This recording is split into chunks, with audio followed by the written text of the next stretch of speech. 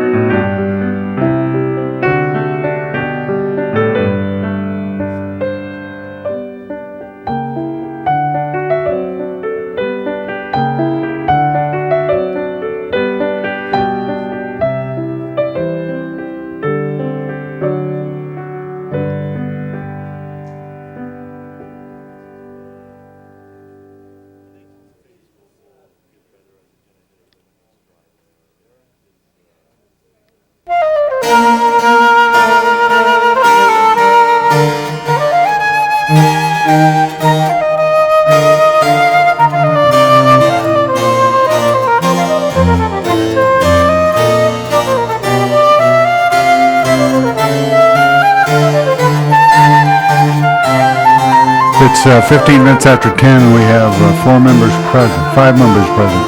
We have Mr. Alatorre, Ms. Goldberg, Ms. Misakowski, Mrs. Walters. 5 members. We need 5 for a quorum.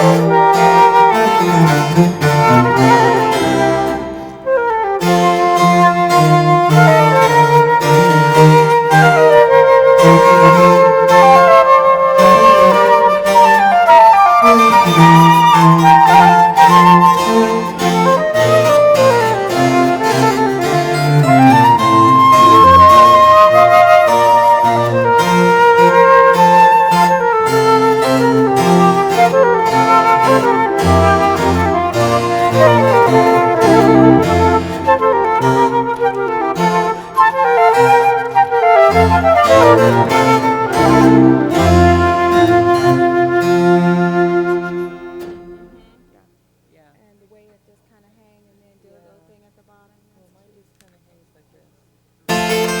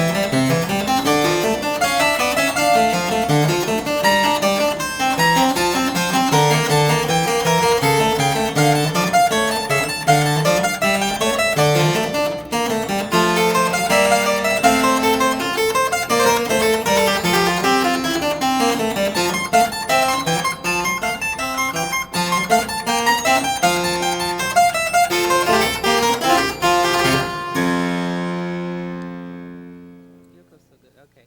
Well, both of you, you're a team. Well,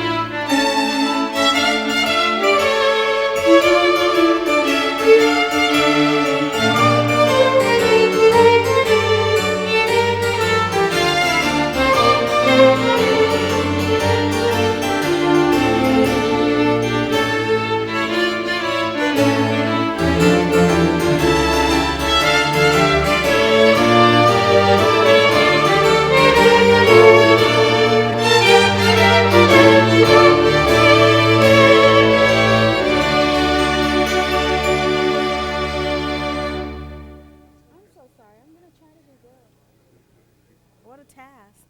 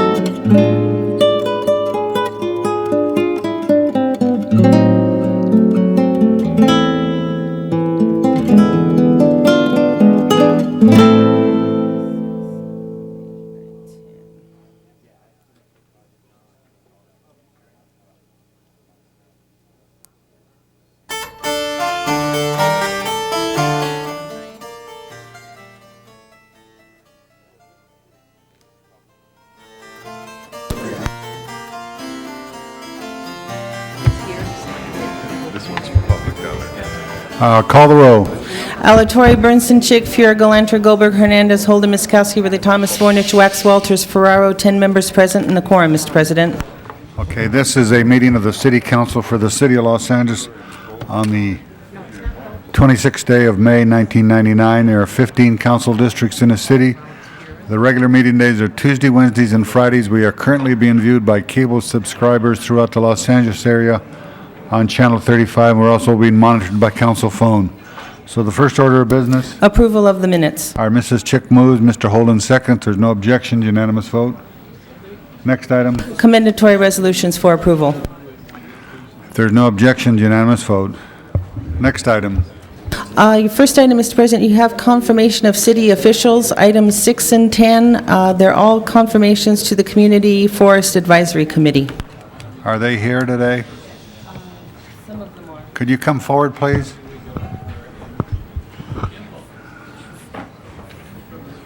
We're on Items 6 and 10. items 6 and 10.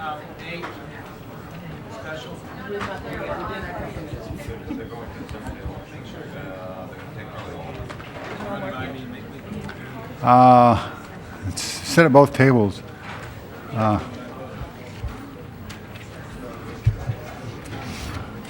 Members of the council, these are appointees and reappointees. Mr. President, These are all members of the Community Forest Advisory Committee, both members, new members, reappointed members, and alternates. And the Environmental Quality and Waste Management Committee has worked with them through the development of our urban forestry working group, and through this group's effort here, we have moved, I think, the city's management of street trees forward immeasurably. And so I'm pleased that most of them who have had some experience are willing to continue to serve, and some of the new members are well experienced and able to lend their hand as well. So I recommend approval of all of these members. We have Miss Ann Finn, Miss Sylvia Blackstone, Miss Lynette Campy, Mr. Glenn Stoddard, Mr. Jonathan Seide, Miss Barbara Goldenberg, Miss Angela Liu, and Mr. Peter Lassen. Okay, prepare the roll. Tabulate the vote. 10 ayes. You've been confirmed and reconfirmed, and we want to thank you for serving the city. We'll send this forthwith. Suggest you get sworn in before we reconsider and reject you tomorrow. Okay, thank you. Okay, the next item. Item number 1, items notice for public hearing. Item number 1 is a protest ballot tabulation on the Granada Hills Business Improvement District.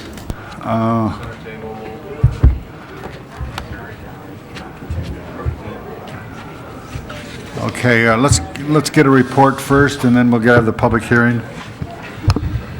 Mike Carey, the city clerk. Basically, we have a protest at the 17% level, 20,500 out of 118,000 to be assessed. That means that the council can move forward.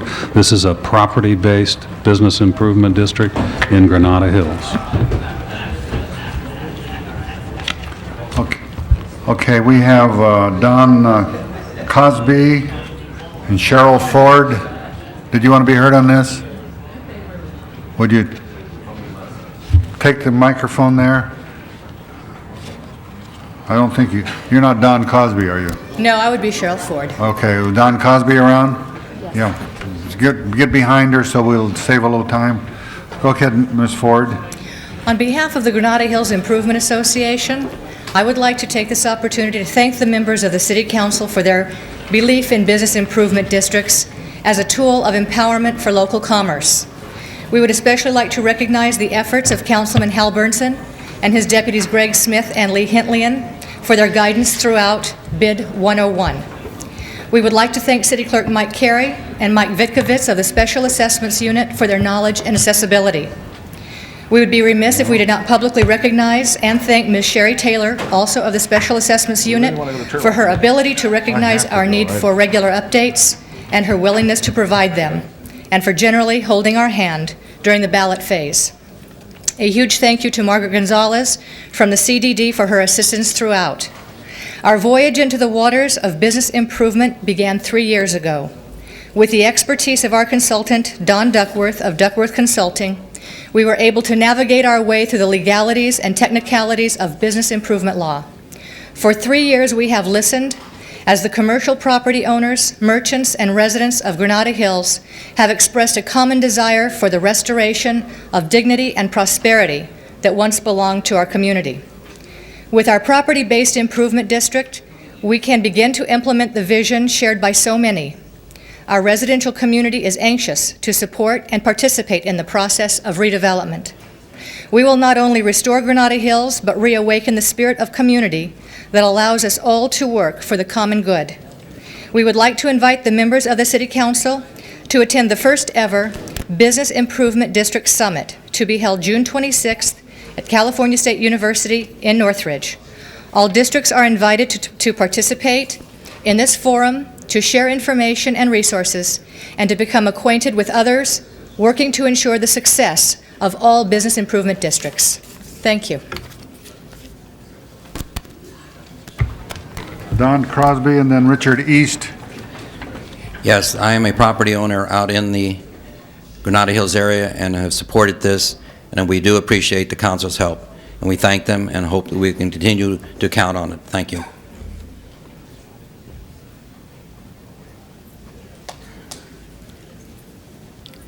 Richard East.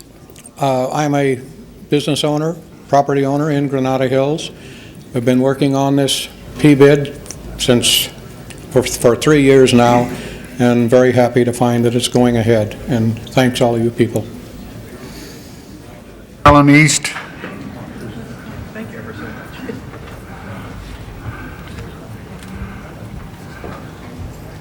Caroline East and my husband Dick, we own property and are very thankful for everything you're doing to get this bid through. Thank you very much. Thank you. John Cicerelli.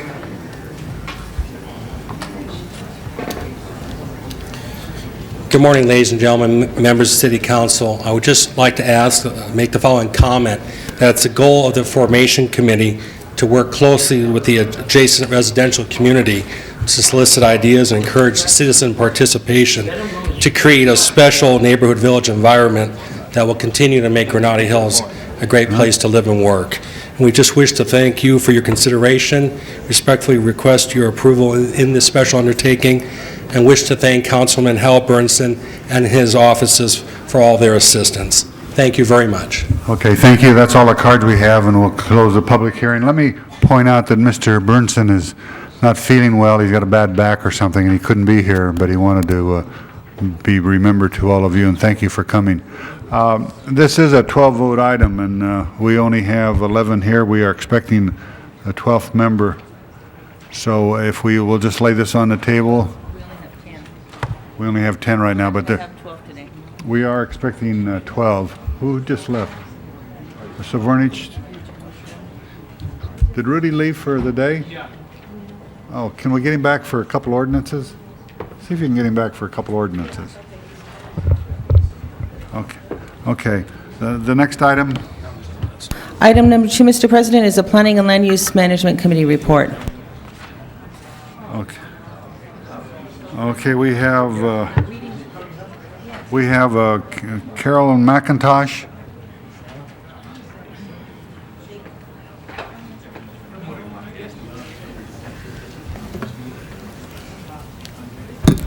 Yes, I'm from the Hollywood Neighborhood Community Group. I am here representing them. These are the reasons why I feel that the Hobart recycling plant should be closed. It is a nuisance. Homeless people are there pushing shopping carts, going onto private property to get bottles and cans, which is trespassing. The drugs it brings in the area, trash surrounding the plant itself, such as papers, garbage, plastic bags, and this little empty pill bottle that I happened to find beside the recycling company on the street. It's a medication taken for schizophrenia. It has one refill left. Should a child or somebody get a hold of this pill bottle, they may be able to get it refilled. There's glass on the sidewalk which faces the entrance of the plant. If anyone should have an accident, this is city property. Is the city willing to pay for this when it could have been avoided in the first place? Proof of this is I spoke to a passerby with a child, and she did state the fact she will not walk on the same side of the street due to the danger. Third, there is a petition in front of the council members and president of the businesses in the area who signed a petition against this place to get it removed. Thank you. They're going to just get together and work it out. Okay, item number 2 is before us. Ms. Miskowski? Mr. President, I have submitted a motion on this 2A, which has been seconded by Councilmember Goldberg, in whose district this is located. This is a revocation hearing on a nuisance abatement, which had had previous hearings, previous complaints, and a set of conditions that had been imposed in 1996 requiring a plan approval and an enclosure put on this site, which is immediately adjacent to a multifamily residence building. The zoning administrator had recommended revocation. The Board of Zoning Appeals also concurred in that. The committee held a hearing and agreed to sustain the Board of Zoning Appeals and the zoning administrator based on the testimony of the neighbors, the zoning administrator, as well as the council member of the district, and reports from the police department. So with the 2A is just a modification according to the city attorney's advice for recording some of the findings that we did make, and so I'm asking for the council to approve the committee report as modified with condition number 2A.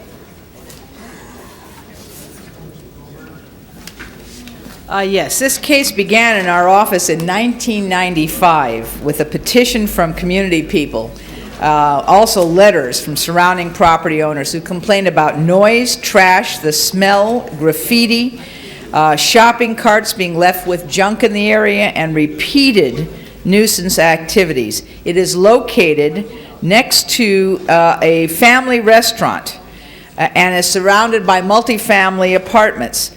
Putting a facility that generates trash and noise, smell, vermin right next to a family restaurant and large apartment buildings is not good land use planning. We agreed that it would be fine if they could enclose the area, because we don't want to put anybody out of business, and we support recycling. They have been unable or unwilling, and it doesn't matter at this point which, because it's now 4 years later, to make that enclosure. And as a result, the nuisance activities continue. So I would ask you to support the substitute motion by Councilmember Misikowski, because I believe denying the appeal and sustaining the BZA's action is appropriate, because it is the location, not the use, that we object to. It is in an inappropriate place unless it's enclosed, and the owner has not been able or willing to enclose it. Thank you. No one else wants to be heard, so prepare the roll on 2A as amended. Tabulate the vote. 11 ayes. That is approved.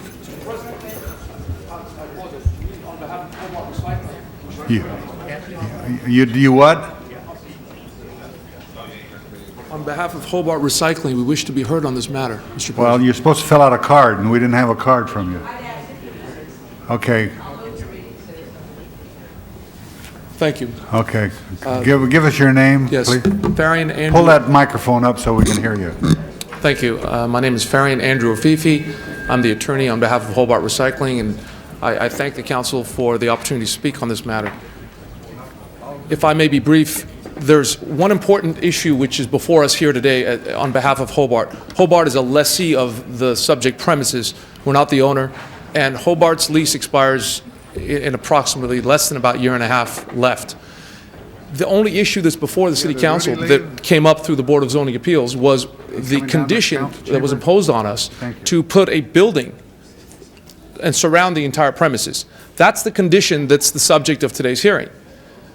And the problem that we have here is that the building that we were supposed to put up there and the condition that was imposed was something that was impossible to be complied with. It's not a question of whether or not we can accommodate whether there's trash there. It's not a question of whether or not we can surround the premises. It's not a question of fencing. If it was just a question of fencing, this would have been done long ago. The analogy that I would give to the City Council is as follows. It's analogous to having someone stand on the corner of the Grand Canyon and telling them to jump across and reach the other side. Well, and then they come back the next day and say, well, why haven't you at least tried to do it? When you know it's an impossibility, you can't do it. What I'm really talking about is this. In order to surround a 7,000 square foot property, my clients have obtained 3 different bids on it. In order to do that, you have to put a full enclosed building with concrete blocks to support the foundations. The cost of doing so is in the several $100,000 range. You understand, my clients who are the lessees are paying rent at approximately $1,700 a month. For that kind of a leasehold to be imposed without obligation is overwhelming. Now, that's an important point if there's other options available to us. And what I would submit the City Council to consider is that, in fact, there were many other options available, none of which were ever explored, and none of which have ever been before this committee or the Board of Zoning Appeals or anything else.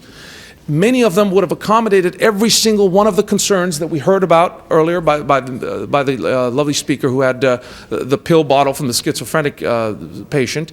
Many of these concerns can be dealt with, but with much less imposing standards. Requiring a building to be built is the only issue that we're objecting to. We're happy to keep it clean. We're happy to do whatever it takes to keep the noise down. But here's how, and I can make a few suggestions for how we could have accommodated those concerns without putting a condition on there that would require a full building. One of the things we could have done is determine at what times of the day and from which locations on the building the noise was greater. And once you've determined that, we can either reduce the operation during business hours in that area or enclose that particular area so that the noise doesn't bother people. If it's a question of not attracting other types of businesses, that's really, I mean, other types of vagrants or homeless people, that's really not dealt with by putting a building around here. I mean, the condition, we have to understand, the only condition that we've been allegedly violating here is this building issue. If the building will prevent people from coming there, or will prevent people from bringing their drug bottles and depositing on the side street, I mean, that is a long stretch. The reality is that there's a building that we're required to build, and that's the only condition that we've been alleged to violate. Incidentally, there's several other conditions, all of which have been complied with, and that was brought up at the prior hearing before Ms. Mizikowski and Mr. Burnson. But all the other conditions being complied with, we've left with one condition on a lessee that's paying $1,700 a month to build a building, and the only way to solve this condition, according to the BZA, is to build a building that's going to cost $300,000. Now, they haven't come and said you have to build a building that costs $300,000, but in order to enclose it, that's the imposition of the... All right, thank you very much. Ms. Goldberg? Thank you.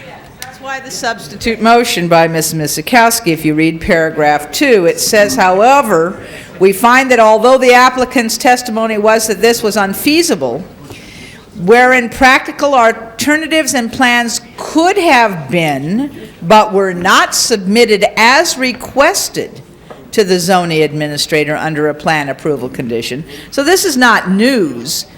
The request was to give practical alternatives and plans, and they didn't.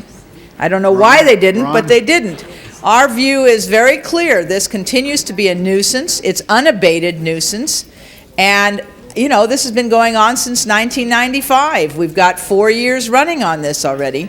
The people who live in that community, who run the restaurant nearby, who live in the apartment buildings, want the noise, the trash, the vermin, and the odor to go away.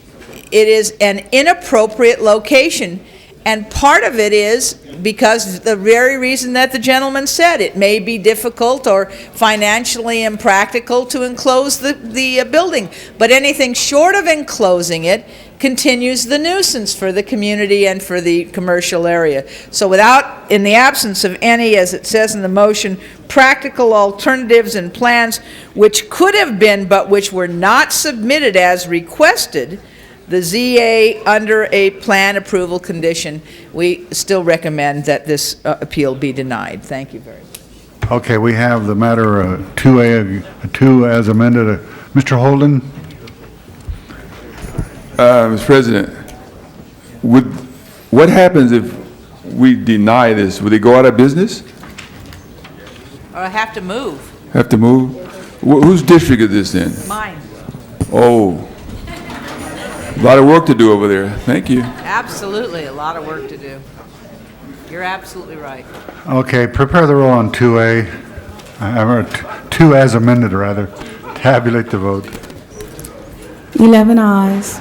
That is approved. Members, Mr. Savornich apparently has left the building, so we'll withhold on item number 1. It'll go over in 1 week. Item number 8, we're going to continue until Wednesday. Just because I'd like it to continue until Wednesday. You only need 8 votes. No, you need 10 votes, Mr. White. Oh, and you know I'm going to vote against it. Yeah, I know. You're right. Yeah. Okay, and then, so let's move on then. We have item number 3 is to be received and filed. Is there any objection to receiving and filing item 3? Seeing none, that will be the order. Next item. Item number 4 is a building and safety assessment. It's to be assessed, and I need a motion from the floor. All right, Mr. Alatorre moves. Prepare any discussion. If not, prepare the roll, tabulate the vote. 11 ayes. That is approved. Next item. Item number 5, council district requested that be continued for 1 week until June the 2nd. Item 5. Yes, Mr. President. Okay, Mr. Alatorre moves. There's no objections. Unanimous vote. Next item. Items 7 and 8 are items for which public hearings have been 8 held. continued until Wednesday. Excuse me, 7 and 9. 7 and 9. Public hearings have been held. We have people who want to be heard on 7 and 9. but they're also for the, unless I hear a motion for a public hearing, we have 7 and 9 before us. Prepare the roll, tabulate the vote. Tabulate the vote. 11 ayes. What do you want to talk on? Or do you want to vote no?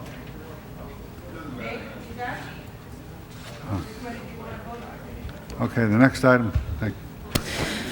Items, Forthwith on item 7, Mr. President. Forthwith on 7. Next item. items for which public hearings have not been held, items 10 through 23. Okay, 10 we already taken care of, so we have 11 through 23. We'll call 21 special. 22 is called special. 18 is called special. Anybody want to be heard on any of those items? We don't have any cards, so we assume that nobody wants to be heard, so. And item number 13, the council district has requested that be continued 2 weeks until June 9th. Who requested that? Councilmember Walters. Is there any objections to that, continue 2 weeks? Item 13? Seeing none, that will be the order. President, should we continue item 17 for Mr. Burnson to be present? Item 17? Okay, It's for when Mr. Burnson is present, so I'm assuming he'll be here Friday. Oh, he's gone all week? Maybe next Tuesday? We'll continue until next Tuesday. 17 continue until Tuesday. Okay, then. We have 11 as an ordinance, so we'll withhold on that. It'll go over 1 week. So we have 12, 14, 15, 16, 19, 20, 22, or rather 23, not 22. Prepare the roll on those items. Tabulate the vote. 11 ayes. Those are approved. Next items. Item number, next item, Mr. President, well, the closed sessions are 24 and 25. We'll hold those on the desk, so let's. Next item is item number 18, called special by Councilmember Goldberg. Ms. Goldberg, you called 18. Yes. This is, in essence, sending it to committee to look at it. Is that correct? We're not actually taking the action. It just says, request the committee consider. Okay. I actually misread it and thought we were taking the action. That's why I had questions. In that case, I have no questions. Okay, then 18. 18. 18, prepare the roll on that. Tabulate the vote. 11 ayes. That is approved. Next item. Item 21, called special. Item 21 is a 10-vote item. Can I explain the purpose of the motion, Mr. President? Let's see if we're going to suspend the rules first. Well, I'd like to talk about the issue of whether we should suspend the rules, and that is a debatable issue. On the rules. What is your point? You have to suspend the rules first before. No, but it is debatable. You can debate whether or not we should suspend the rules. You can't keep changing the rules. You have to. Now, that is you have to that vote whether or is- not you should debate that. You can debate whether Let's or ask the city not. attorney. Suspend We don't the want to rules. debate it. Ask the city attorney. City attorney. It's been the rules we've been playing by all along. If you don't want to play by the rules, then you don't have to. But that is the No, rule. I may be with you, Joel. I just want to know. I'm telling you, you can debate the question of whether or not you should suspend the rules. And then you can. I'd like to have a vote. Okay, Mr. Alatorre's asked for a vote to, if we should suspend the No, rules. he needs 10 votes to suspend the rules on that, because the suspending fact the is that the rule is you can debate it. And if you want to change the game, you're going to make yourself look like asses if you don't want to play by the rules. Oh, please, Joel. Well, that wouldn't be talk hard like for you, that. Mr. Alatorre. You don't have to use that Joel, kind of watch your language, will profanity you in this please? place. Because I can see what's going on. If you don't agree, you vote These no. are very tender ears here, Joel, and don't use such bad language. Tender ears. Yeah, Mr. Alatorre has tender ears. Okay. Tell me. Okay. Tender ears, Alatorre. That's a good one. Okay. Mr. Wax, you have the floor for 3 minutes. I'd like Commander McMurray to come forward. I brought in this motion at the Well, request that's debating it, Mr. President. Come on. Look. Yeah, Mr. Wax, you were going to tell us why you wanted to suspend the rules. I am. We don't need it. No, we don't need a testimony on that. You tell us. You know this so well. I brought this in at the request of the Chief of Police, who feels that the two people involved in the motions committed theft, and that people who steal should be discharged from the police department, and that it went to the Civil Service Commission, and while they upheld some of the charges in one case and the charge in the other case, they said that discharge was not appropriate, but that they should have a 20-day suspension. The Chief of Police feels that the theft should be discharged, that is the core value of the police department. I happen to agree with him. So he asked if this would be Prop 5 so that the council could discuss the issue.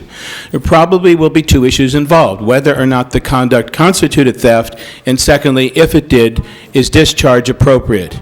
The reality is that this city generally often doesn't discharge people who are guilty of theft, and I think that that's wrong. And the police department does, and I think that's right. And I think this is a fundamental core issue, and the department asked that we discuss it to discuss the broad ramifications that it involves. And I don't know, I think you should hear them out. I think you should listen to both sides, and then I think you should make a judgment based upon what you hear. But I think to not want to hear it is irresponsible. To hear it and disagree can be responsible. I mean, there's no one has to agree on the issues, but if the department feels that this is so fundamentally important of an issue, the minimum this city council can do as the governing body of the city is to listen to it. And my purpose in Prop 5ing it at the request of the chief is to ask the council to listen to the issues involved, to debate it, and then make whatever decision the council members want. I don't think that that's asking too much. Okay, Mr. Alatorre? I mean, I'd like to move the previous question and decide whether we hear the matter or not. Previous questions in order. Prepare the roll. Tabulate the vote. Previous question. All right. It's clear. Start over. It's clear. Clear the roll. Prepare the roll on the previous question. No, mine's not clear. It's Mine's not clear.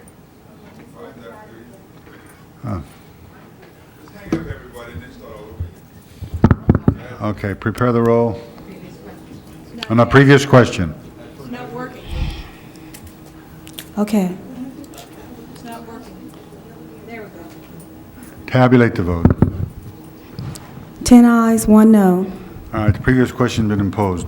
Now, shall we exert jurisdiction over this item? Ask for no vote. Prepare the roll. Tabulate the vote. 4 ayes, 7 noes. All right, that failed. Next item. Item number I think we should point out, if the charter passes and Mr. Wax is supporting the charter, we won't have any jurisdiction over these kinds of matters in the future. Next item. Maybe we shouldn't. Yeah. Item number 22, called special by Councilmember Wax. Mr. Wax, you called 22 special. Yes, I would like an explanation of what's involved and how much money this is costing the city and what it's for. Is the staff here to explain this? Yes.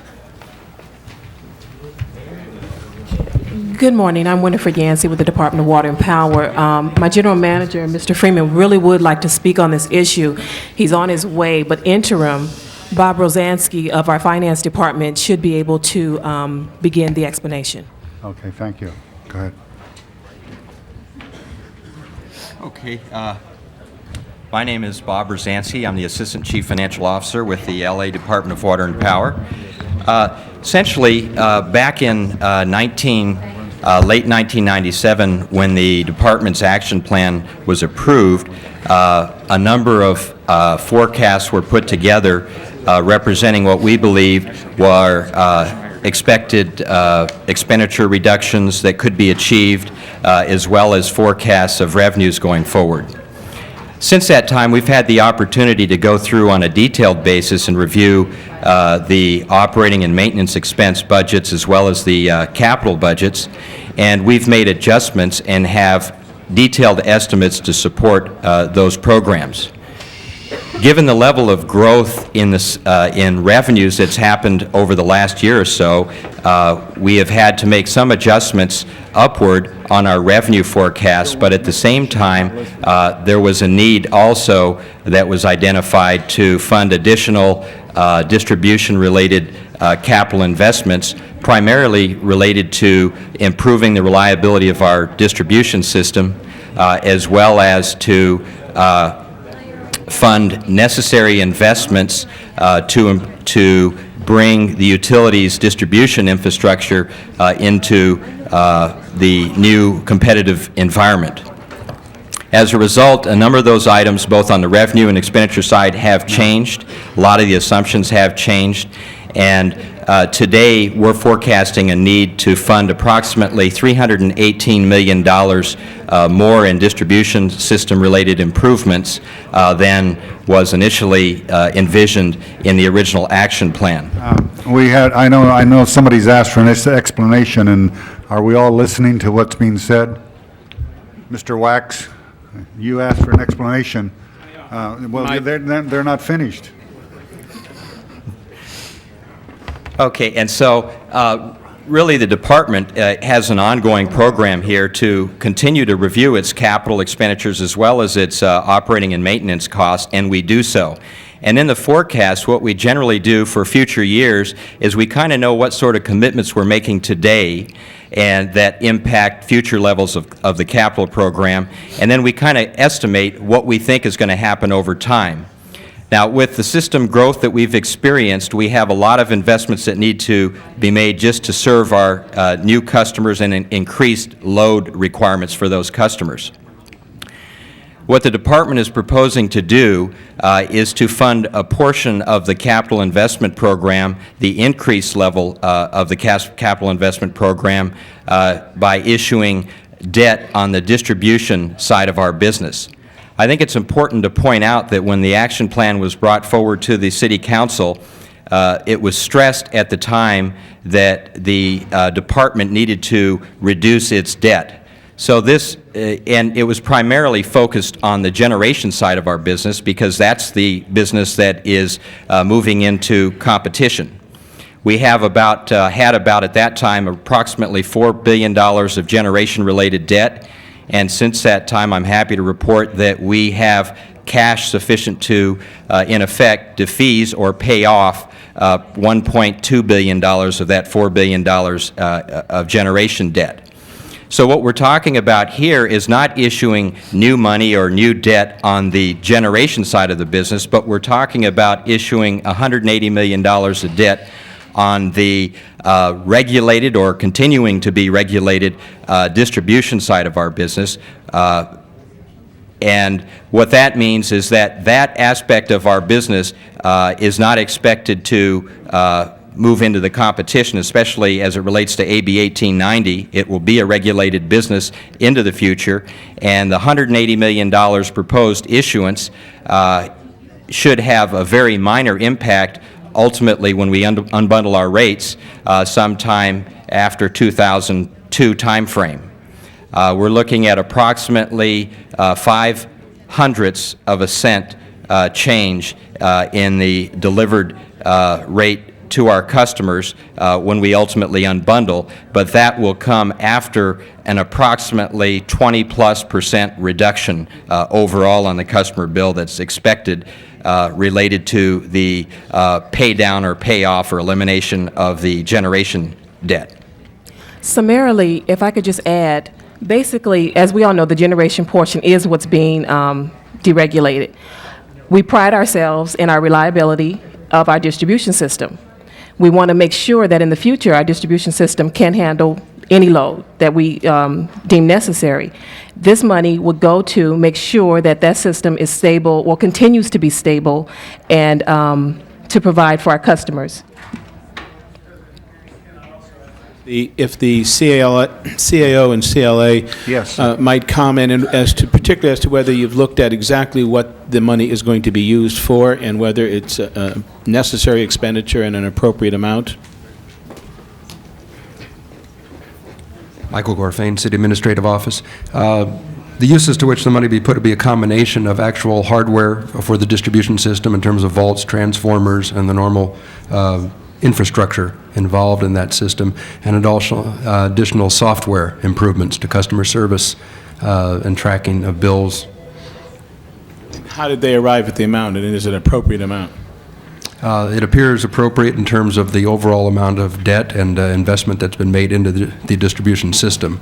The current debt is approximately $1.7 billion, so this will add about 10% to the overall debt for the distribution system. No, I meant, should the things that they're going to spend $180 million on cost $180 million? I want to make sure that the department, if it needs it, is getting value for its money.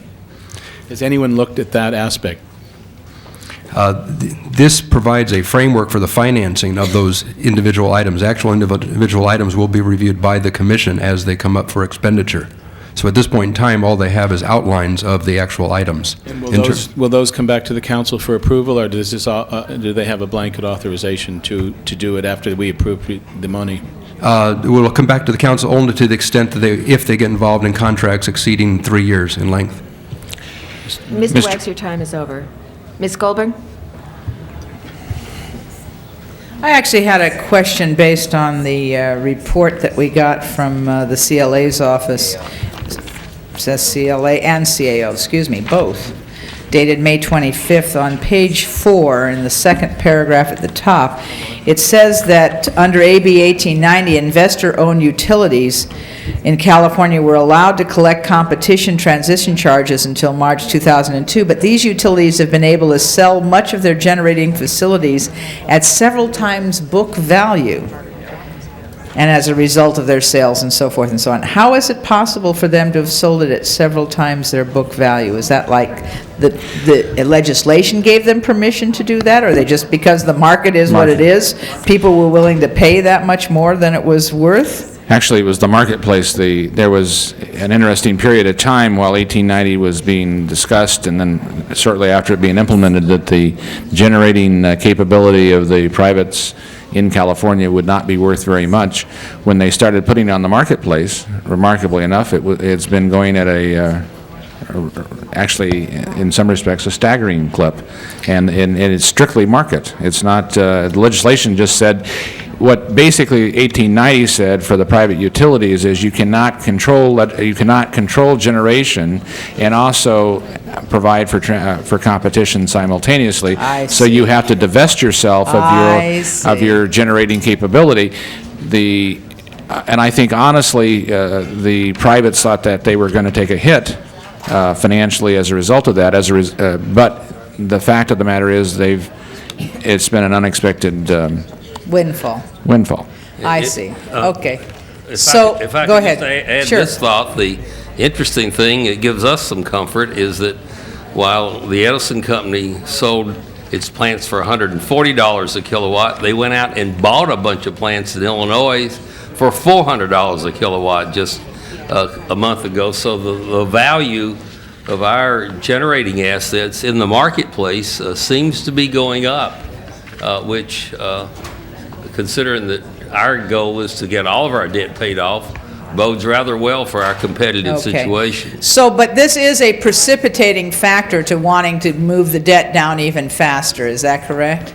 The generating debt, yes. Yes. We want to move In generating, I'm talking about. in generation, we want to move our debt down as quickly as we possibly can. But part of it has to do with the fact that the investor-owned utilities have made unexpected windfall by selling some of these assets at more than the book value, and now are going to be in a position to offer a lower rate sooner than expected. Am I understanding this? That's correct. But our competitive situation, the track we're on, is we're going to beat them. Okay. No, I appreciate that, but I just want to make sure I understand the relationship between things. Right. And so also, that's the relationship. But that's part of it. Also, again, on the marketplace, the the cost of power on the market remains the thing we have to look at. All these other factors eventually find their way into how much it costs you for the power that you get on the exchange. Okay. And we have to be in a position when we finish paying off our generation debt to be equal to or less than that market number, or we're going to be in trouble. Got it. Thank you. Thank you. Ms. Walters? All right. If no one else wants to speak, the matter is before us. The motion. Open the roll. Close the roll. 11 ayes. All right. Next matter. This is the time for comments from the public on non-agenda items. Okay. Forthwith on 22. All right. Now is the time for public comment. We have Larry Ross.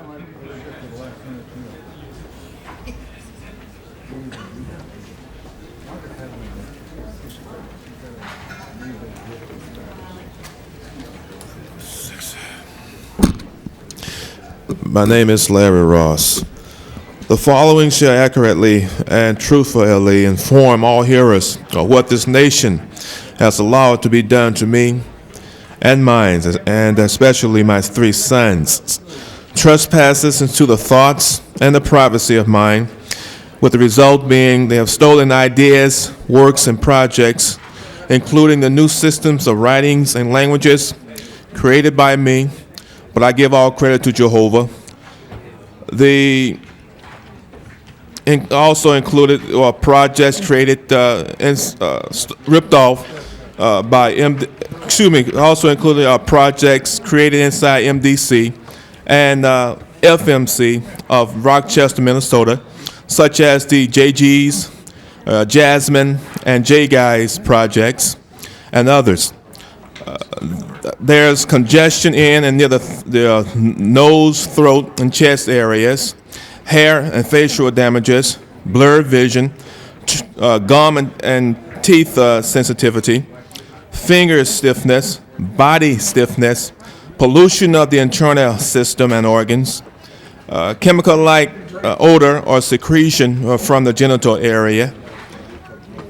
To go on, thoughts intrusions, sleep intrusions, memory rape or tampering, memory deletions, memory, and also man images generated. Interferences with the family relationships, for instance, the sons, mother, brothers, aunts, and etc.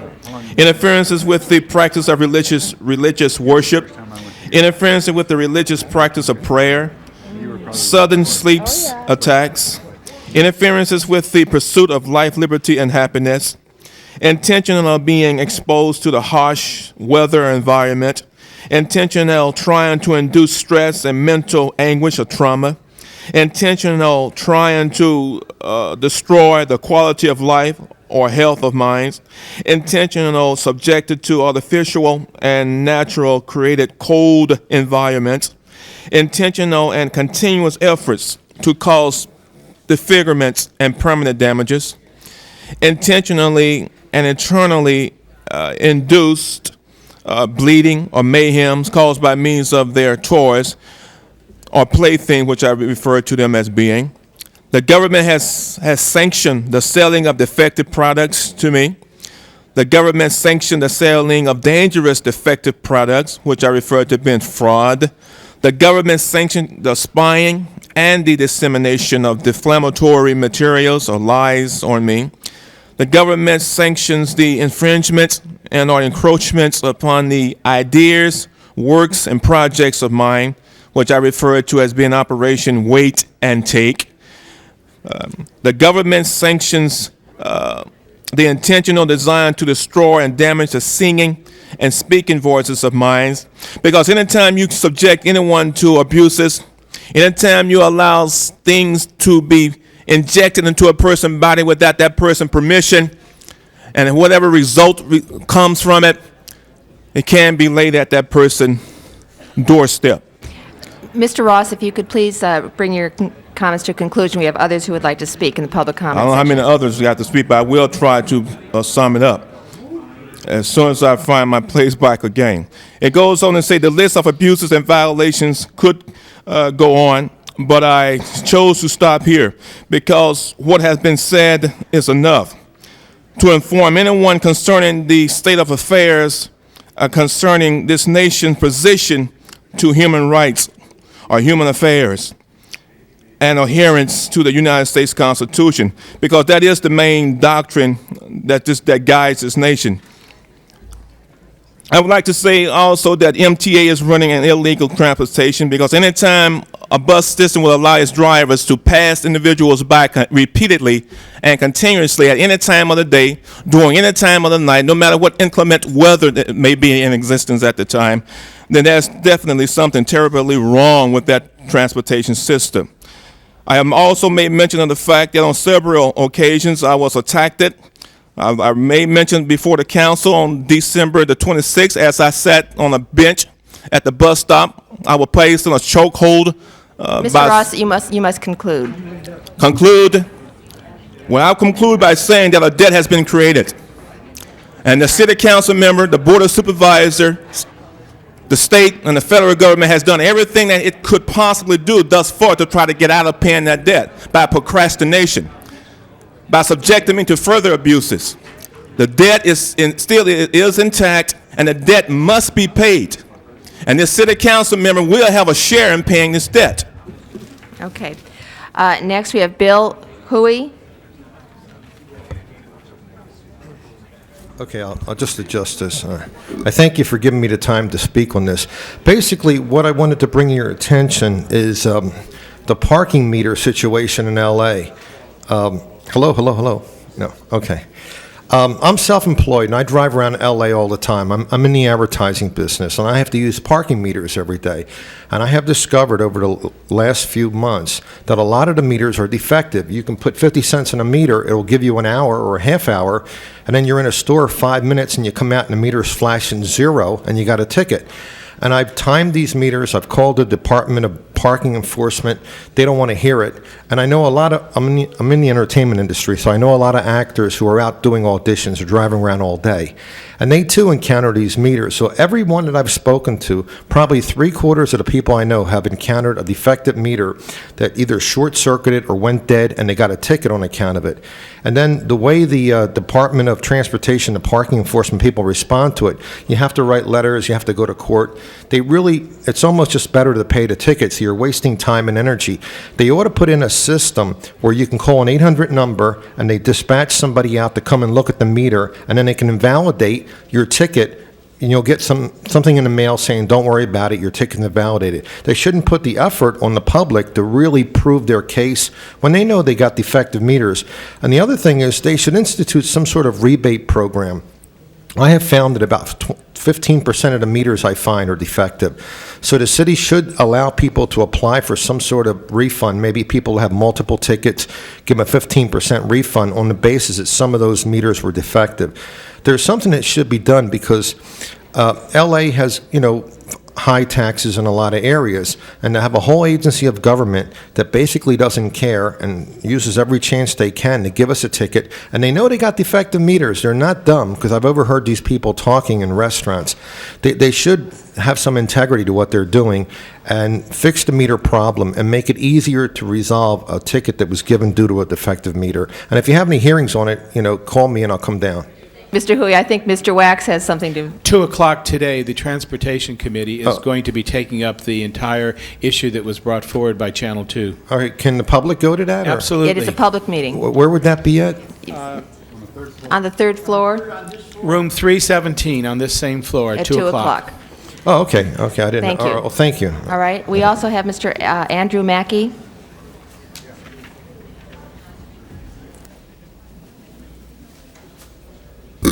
Morning, City Council. Thank you for your time. And basically, I'm directing the same issue at hand, which is Mr. Waxman's agenda. And if I would, I'll address it now, and maybe if I have a chance, I'll come back later and speak out about it. But I want to try to paint a picture for the City Council to see both a good picture and a bad picture. Just as the last gentleman expressed that you do have problems with the meters in themselves. What I find is a problem on the bad side is here you're writing tickets with it's known fact that they've demonstrated through the news media the parking system is not working in the proper objectives. My biggest problem is, in its fact, is just that arbitration system itself has been pushed back to take away time from the general public to fight these tickets if they want to. If you, for an individual as a John Q. Public citizen, to go to take a ticket to one of these centers, because at least for me, and I would feel a majority of the people would rather be on hand than via do it the mail, because then that way there's no loss of paper. When you go to one of these areas, they're usually in a very low percentage area for safety issues, parking concerns, to try to arbitrate these things. One of the examples is over on Spring Street. There is no place to park for someone to come into this office without paying or additionally getting a second ticket. Same thing with West LA, and I've watched this, and you smile at this, Mr. Waxman, because it's a known fact, you know, and this is very, very, very factual. Then they ask you for monies for arbitration, but if a person gets a ticket as an infractional, they can go on own recognizances. So what you're doing is tying up the taxpayers' money for arbitration for 3 months to have someone hear this without any action taken, and if they don't like it, then it's still taken to a magistrate to deal with it. So now you've tied the person's money up for 5-6 months before they even see a refund, and this is not fair to the general public. You've taken the due process of law away from the people, and this is backwards. They should have a facility, and they paint this picture and make more sense to it. I can imagine, I don't want to sit there and do the investigations because someone else can do this. I'm sure there's plenty of city-owned property that can be made available for people to come in to have arbitration without paying parking meters, to sit there and to sit down and talk to somebody about the problem with the meters. Because you sit there, you don't give the people arbitration time to do it. There's properties available where they can park without having the safety of themselves jeopardized. And you could do something even as simple as another city, such as City of Glendale. Drive-through service. Instead of making a ticket $30 or $50, because most people's wages may only, the average person might only earn that much for the day, being if someone works at McDonald's or whatever it is. They want to fight it because it's a principal matter. If the ticket's a $10, $15 ticket and you have a drive-through service, they'll pay it. City of Glendale is like that. You get a ticket, you can go through a window, pay it, it's done. Another argument is a service that the meters are providing for the people. They're paying for it, but they get no receipt. And it says, oh, we can't do that. Well, it's already been proven at Cal State LA, for example. You pay a machine, and it gives you a receipt, and you put it in your vehicle. Now it shows the time of the receipt and the time that you're given for the ticket. So then there's no argument. If someone comes along and writes a ticket, you have that receipt to show that that ticket was written at 3 o'clock, but your time's up for 3:30 or 4 o'clock. You can't argue in a court because you don't have the ability to cross-examine a parking meter. It's an inanimate object, so there's no real due process. This is a problem. You got the problem of the negative, and here's a problem to solve the solution. Thank you. Mr. Mackey, I'm going to have to ask you to conclude. This matter is going to be heard today in Transportation Committee at 2 o'clock, the entire matter of the parking meters. Okay, and then for the discussion that they're going to do with at 2 o'clock, what are they going to make decision? And I guess I am under the impression that Mr. Waxman is the director of the Department of Transportation? No, Mr. Wax is a member of the committee, will be chairing the committee hearing on this, and he is also the author of the motion that brought the matter to the committee for consideration today. So it will be discussed in committee. Yeah, you shake your head real well on that. You don't want any part of being in control of that. No, we're going to have the manager's department down here to respond to all of the allegations that have been made. Thank you, Mr. Mackey. All right. Thank you. All right, that concludes the public hearing. Madam Clerk? Motions for posting and referral. So ordered. Next items are the two closed session, 24 and 25. Okay, we also forthwith on 2. And we now are preparing the room for closed session. Would everyone not involved in that matter please leave the room?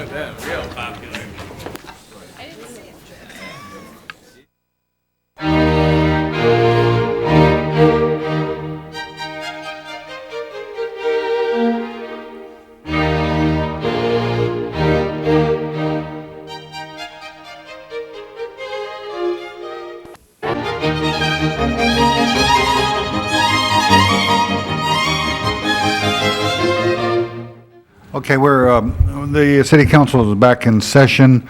We do have, the next item is adjourning motion, so would everyone please stand?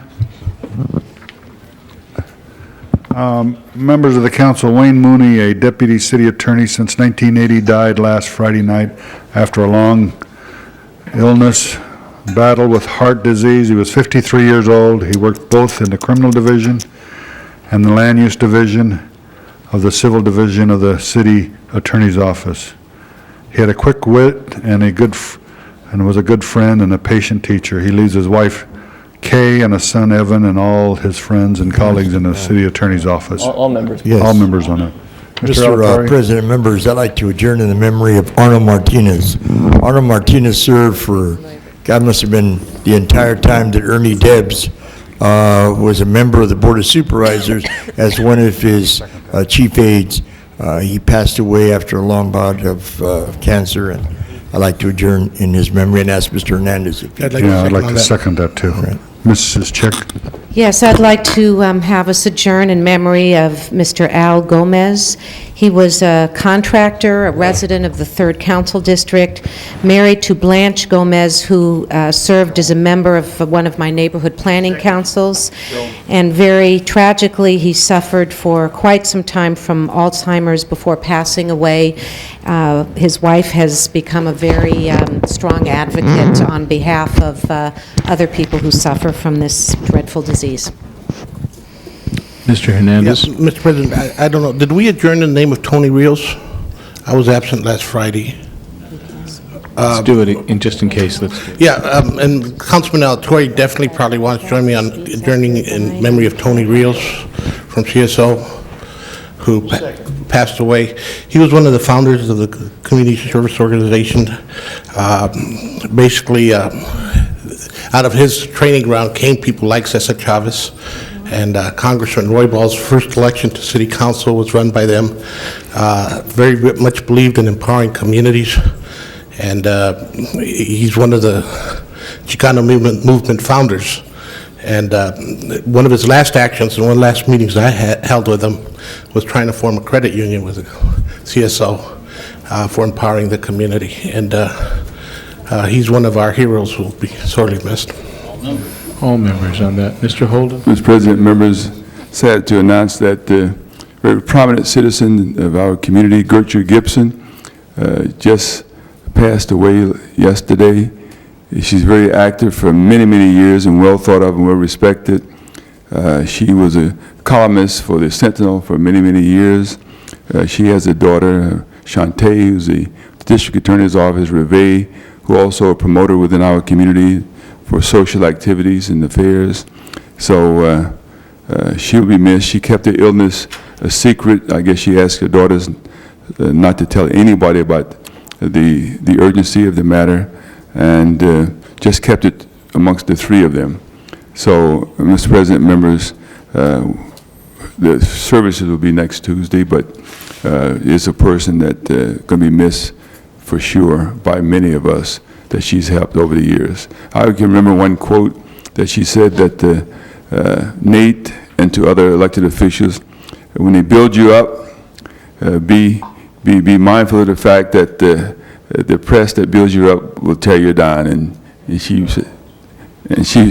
never been so accurate as a statement. I got to tell you, that's Gertrude for you. Ms. Walters? Mr. President, I just wanted to share a few more insights about Gertrude Gibson. She was certainly more than just a person who wrote a column for the Los Angeles Sentinel. She engaged in a lifelong civil rights struggle on the golf course to get golf courses to allow African Americans to play golf and to allow women to play golf on the golf course. And there were many other fights of a civil rights nature in which she was engaged, and she was very, very serious about it. She did write a column for the Sentinel, but she was focused on the right of all citizens, regardless of color, to play on any course that they chose. I think we should have all members on that as well. Call the roll, Madam Clerk.